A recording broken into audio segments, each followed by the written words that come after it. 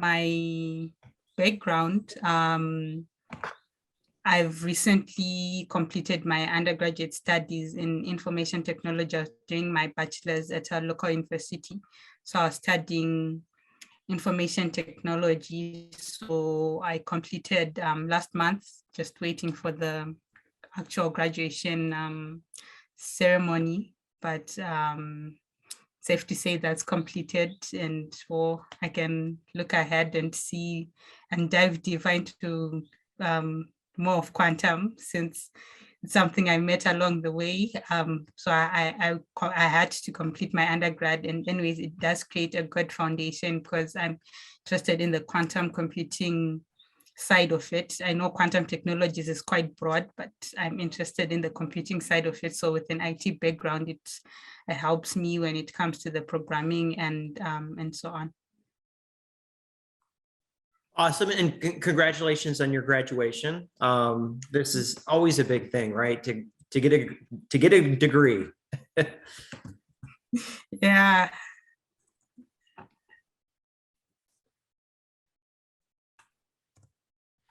So do you have additional slides, Lorraine? Oh yeah, definitely. Maybe I could just, trying to, all right, yeah. I guess, thank you so much, Kevin, and the organizers of this discussion. It's very interesting. I started attending this so-called quantum computing discussions a few months ago, when I think a member introduced me to them, when I'd actually attended another event, and then they told me, oh, there's another event that would be interesting, and then it has been amazing since then, because I've learned a lot from these discussions, like practical and also other softwares that are out there. So it has been interesting. So today I'll talk a little bit about my quantum journey, how I ended up where I am as the president of One Quantum Africa, and how I got here, and also the work we've been doing as One Quantum Africa, and also the work I've been doing with QWorld as a Q Cousins coordinator. So my journey began with a friend. Just it was actually a high school friend, a girl I learned with in high school, sent me a message and told me there's something about quantum computing that I came across, and since you're doing IT, you also seem to enjoy computing in high school. I thought this could be of interest to you, and so that's how I thought, okay, let me give it a try and give it a look. Then I ended up attending my first meeting. So my first sort of like site into quantum computing was at Quantum Africa. So I joined, I think it was their second or third meeting after they had launched that I attended. And I thought, this is very interesting. The community was very warm and welcoming. So I thought, well, it propelled me to stay there. And I enjoyed the meeting. And then I thought, I should attend again. So that was back in 2020. So it was also the same year where COVID became a lot, where COVID really started. So it meant a lot of things were happening online. So I managed to attend a few things because, well, things were happening online. So the first opportunity I got exposed to was the Qubit by Qubit Introduction to Quantum Computing course, which was 8 months long. So this was very interesting because it was a really well-paced program. You didn't just dive in head first. It was more of a process where you eased into quantum computing. And so I found that very interesting. So that was around October, November 2020. And then I signed up for the first IBM Quantum Challenge that I attended.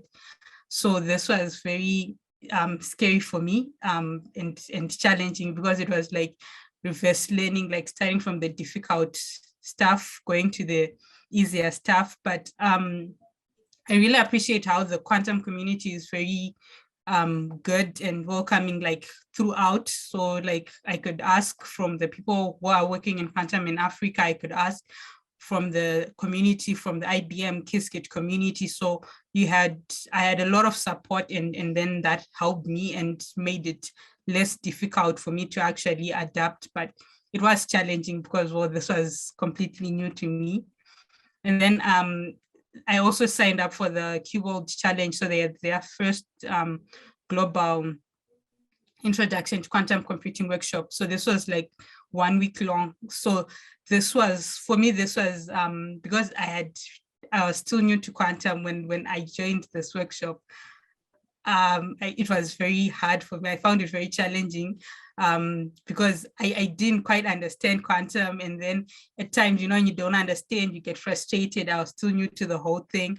But like I mentioned, the quantum computing community globally is quite supportive and open. So I got to have a lot of support, and that helped me to at least carry on doing quantum computing. So that was the end of 2020, and then 2021, well, it was still COVID time.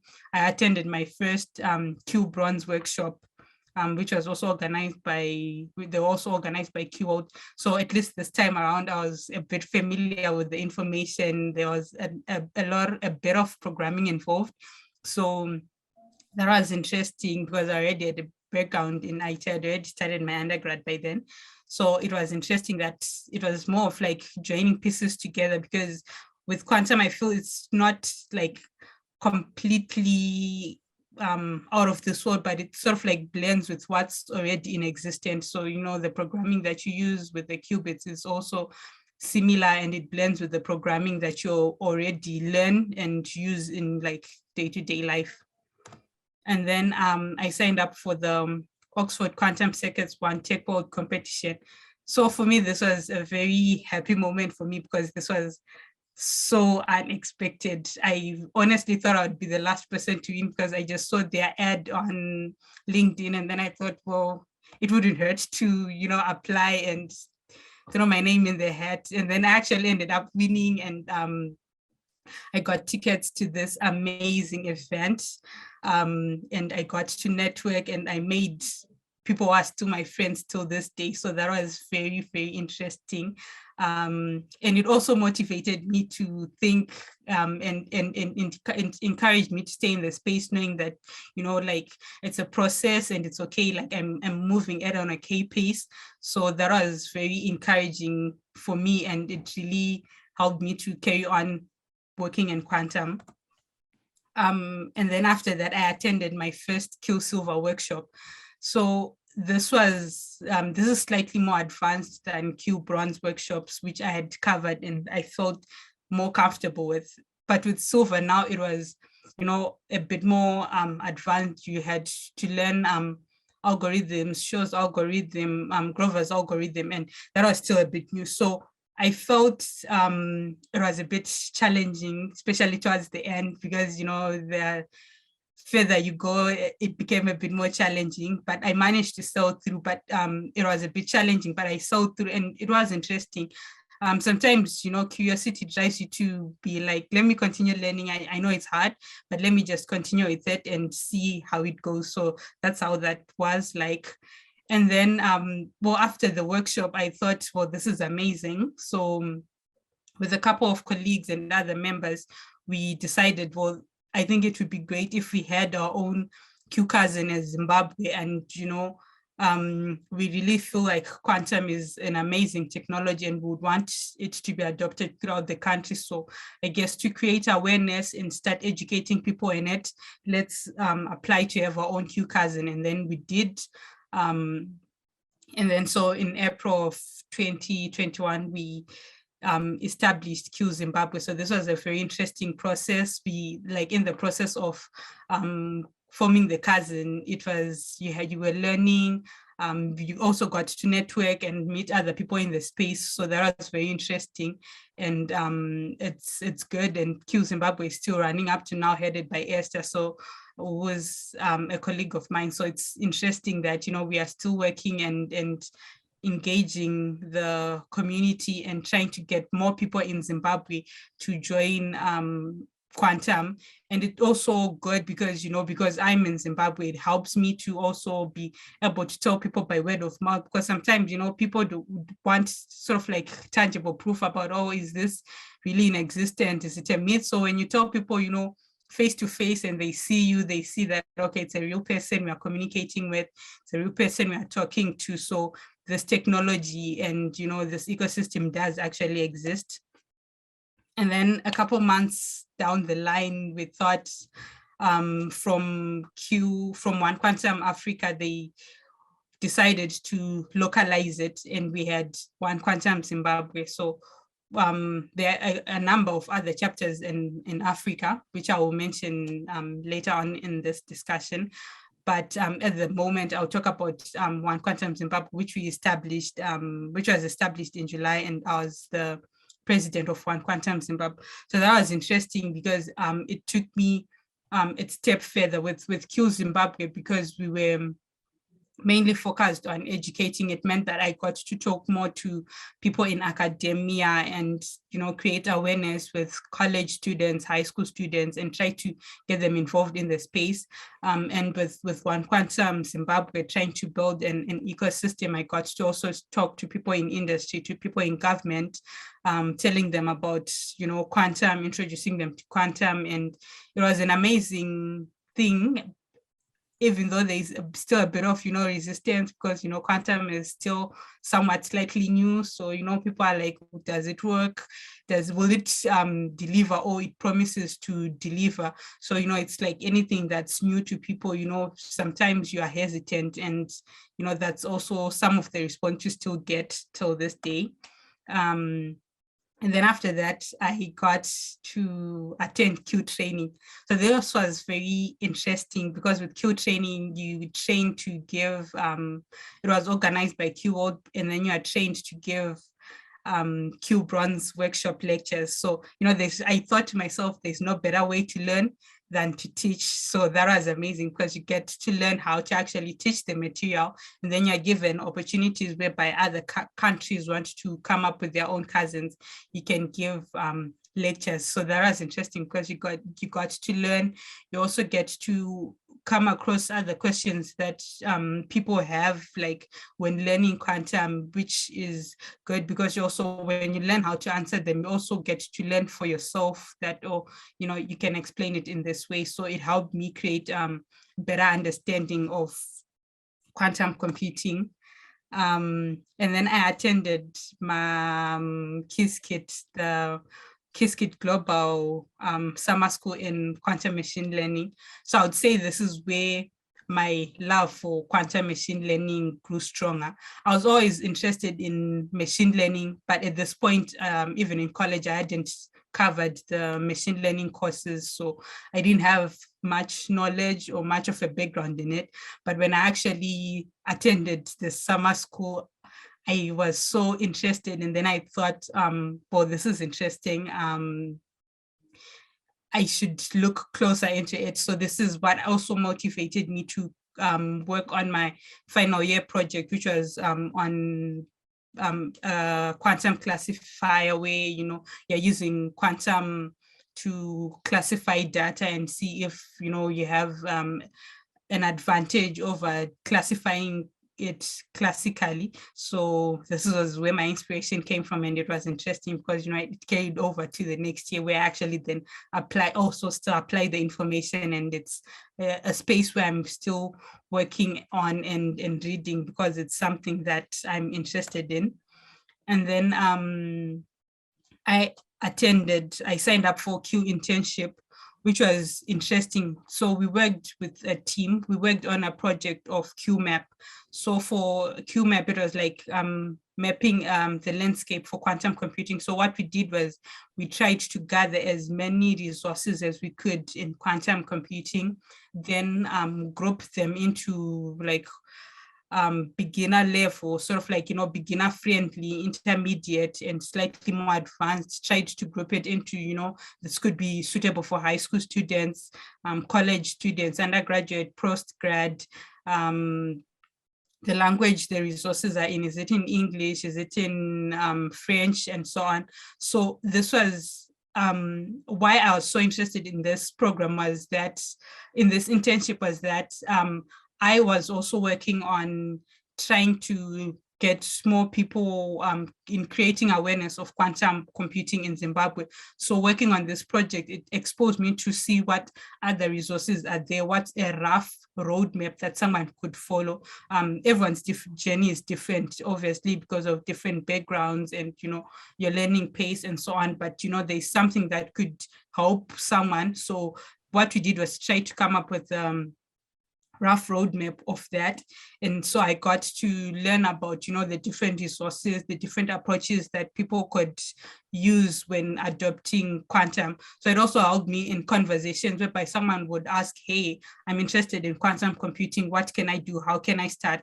So it helped me to know that, to have those resources at hand, that, you could start by doing this, and then you could do that, join this community, join that community. So it helped me with an answer to give people when it came to, in my creating awareness of quantum computing.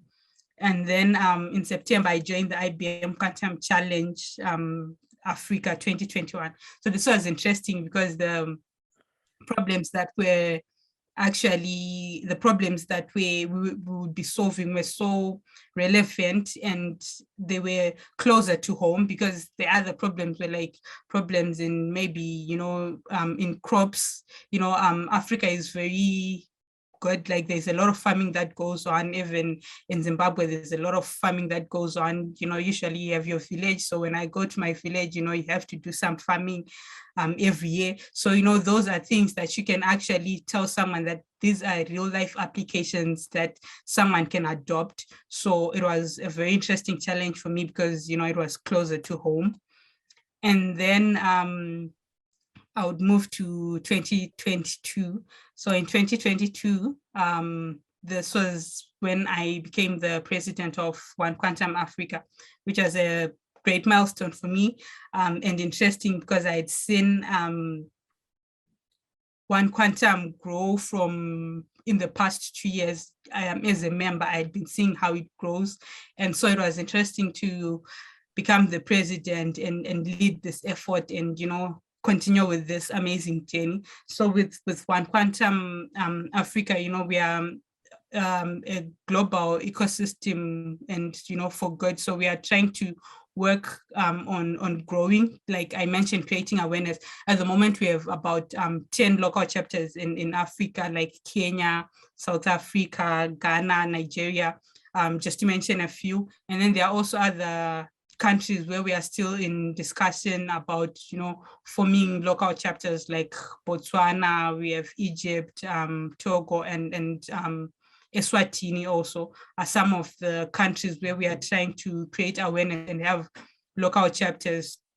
So mainly One Quantum is built on like 4 main pillars, where we have community, where we have like people meeting and having discussions and, having events whereby people can network and just try to come up with community. We also have skills where people can carry out, projects.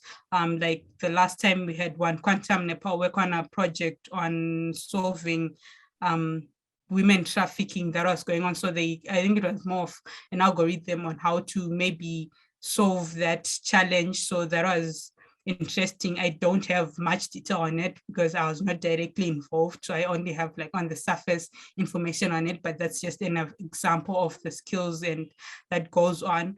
Then we also have careers. So we have like a database where people can submit their resumes and, companies have access to it, and then you could from there get employment or an internship opportunity. Then we also have mentorship. So mentorship, we have a mentorship program in connection with KiSKIT technologies, where you get a mentor depending on like your needs, where you can get soft skills, like you could learn communication, or you actually want to learn something in quantum, like maybe start a project. Those mentorship programs are good for that. I'm right now, I'm also a mentee in the mentorship program with my second mentor, because last time I also had another mentor. It was amazing because you don't only get like, it's something that you can make the most out of. You don't just have to make it more of a work relationship, but you could actually create a friend. And I've actually found a friend in my mentor. So, I've been learning new approaches to quantum, like, I've been exposed to, like, we've been working with D-Wave, and that has been interesting to shift from KiSKIT and find out what other resources are there, how else can you learn quantum, how can it be applied. So that mentorship program has been amazing for me. And then in 2022, I also became a Q Cousins coordinator. So with Q World, which is under Q World. So with Q World, the focus is on education, preparing people for the second quantum revolution. So with under the Q Cousins, we try to have other countries have their own local cousins, whereby they could have workshops, like, as the world is opening up at the moment, you could have in-person workshops where people can actually learn quantum, like hands-on, or actually gather and learn quantum together. And it could even be in their own local language, because sometimes maybe English is not the first language for that country. Maybe it could be French, for example. So, with creating a local cousin, then you could learn to you could learn quantum in your own language, which could be more comfortable for you. So, it helps to get more people on board, because we do not want, in this quantum technology, we don't want people to be marginalized because of things like language. Like, we are trying to bridge a gap whereby language is not a barrier for someone to learn quantum. If they want to learn quantum, then, if there's a local chapter, then it means they can learn quantum in their own language, and no one is left out because maybe they don't know English, for example. And then I'll also be participating in the quantum computing summer program by Humanium, which I'm very excited about and looking forward to, because since I'm done with school, I can give it undivided attention. So that's very interesting for me. So I put this meme which says the first time you read about quantum mechanics and the 128th time you read about it, like, you're still confused. So this is my almost my second year, maybe my first and a half year, and this is not my first program, but I always just think there's something new to learn. There's always that aha moment where you reread something and then you think, oh, okay, so this could be like the 129th time. And then I'll also be attending the KiSKIT Global Summer School on quantum simulations. I haven't really engaged in quantum simulations, so this is something new to me, and I look forward to learning more about it, because probably maybe I might shift from quantum machine learning and be now interested in quantum simulations, but who knows, I'm still open to learning more in the space. Awesome. So there's a lot of stuff here. So you've gone to a lot of different quantum programs. I think a lot of us, if not all of us, can sense kind of the worldwide impact that quantum is having. You had mentioned kind of like France as being a local cousin. So that's probably new to a lot of us, without just researching the map. And so you had mentioned that it sounded like you did previous program classically, and that the transition isn't too hard to quantum. Could you talk a little bit about that? So because that's actually a good question, because, I've always had, like, when you tell people about quantum, they always think, oh, you're comfortable with it because you're in IT, So I honestly think quantum is not, like, you can transition into it from any background, because I've heard of people who have transitioned from finance to quantum computing, and then maybe worked on things like maybe Monte Carlo simulation, for example. So I think that quantum is a space where, like I mentioned, you could merge with what you're working on. Like, you are working in finance, how can you merge it with what you're currently working on? But for me, I felt it was in a way simpler when it came to the programming, because I have a background in IT, but I do not have a background in physics or chemistry. But I think physics is what's mainly applied in quantum. So when it when it came to things like the quantum mechanics part, it was a bit challenging for me because I don't exactly have a physics background. Awesome. So you did say in a way it's easier. So you talked on the teaching mentorship. You mentioned that a couple times. Could you kind of go more into that and in specific? Well, yeah, just go a little bit more into that. All right. So with there's the Q World internship program where I participated, and we worked on like a program where we worked on a project of like sort of like creating a roadmap and someone joining quantum computing, like if you're just a beginner, how could your roadmap look like? So we just gathered resources and grouped them well. But with the teaching with Q training, you get to have like a demo of like teaching sessions. Like if you were going to be teaching students, how would you teach them? If they ask this question, how would you answer it? How would you conduct yourself with the students? So it's a good program for you to learn because there's teaching is also a good way to learn. So there is that aspect of it which makes it interesting. And then there's the One Quantum mentorship program. So with the mentorship program, you're assigned one mentor, or in a case that you wanted to be like a group mentorship, then there could be like probably two mentees and one mentor.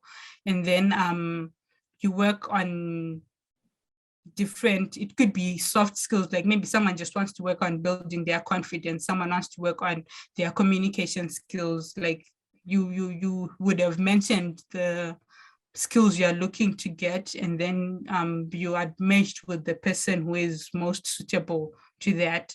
So if you also want to learn like quantum computing, like maybe work on solving algorithms or so on, there are also other mentors who could be experienced with that, so you could